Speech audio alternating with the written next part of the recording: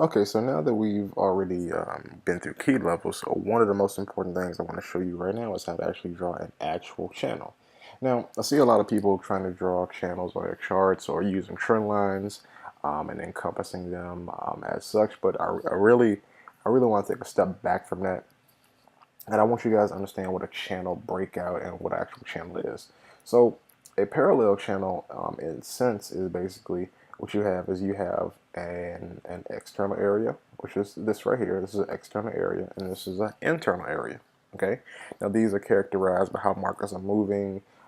If it's an uptrend, the external area is on this side. If it's a downtrend, the external area is right here. Okay.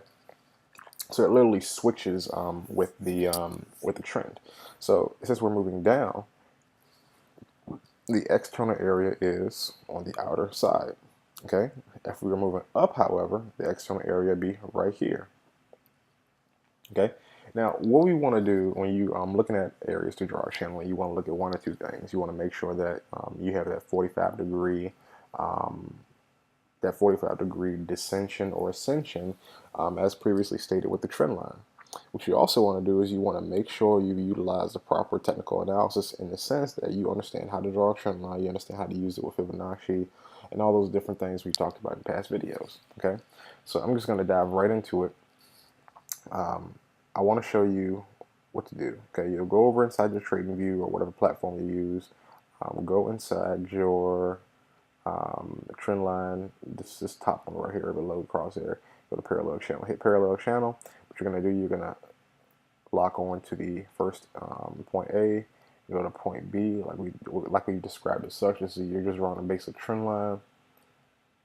Okay, basic trend line.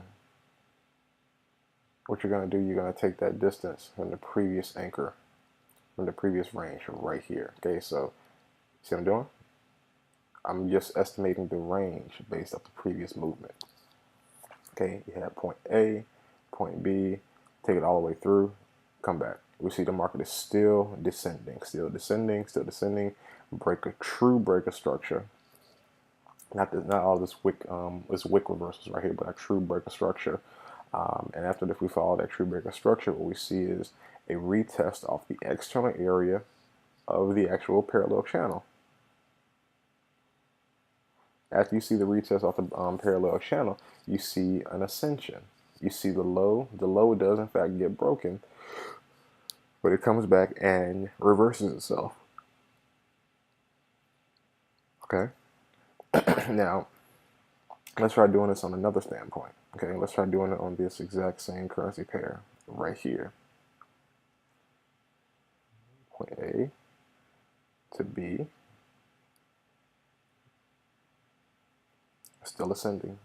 Still haven't found any validity to short the market yet. But different strokes for different folks.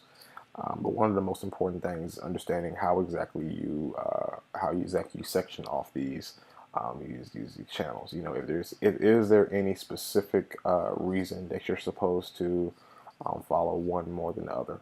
Not in a sense. It just has to be equivalent. It has to be upright and forthright. You know.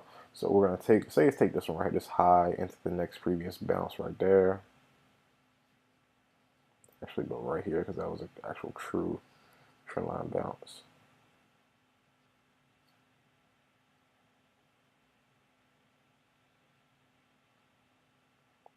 And you see what happens. We see the market terminating, reversing, testing the external area. As previously stated before, it crosses over, retests the external area, and reverses. Let's do this one more time. Actually, let's do this on the euro against the US dollar because I really had a nice one I want to show you guys on the euro.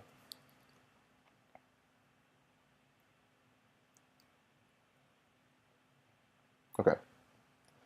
Now, most of you people probably didn't catch this, and that's okay. I mean, you're not necessarily supposed to unless like you've already figured out how to do this. But here's one right here on the daily chart of the euro. Actually, me and Kelvin traded this back when I was in Singapore.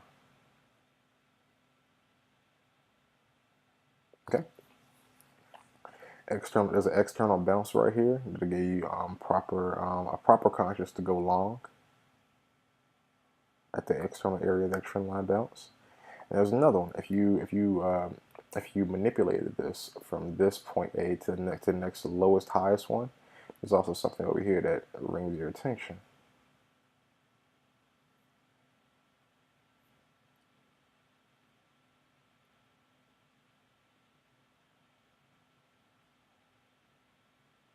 What am I doing?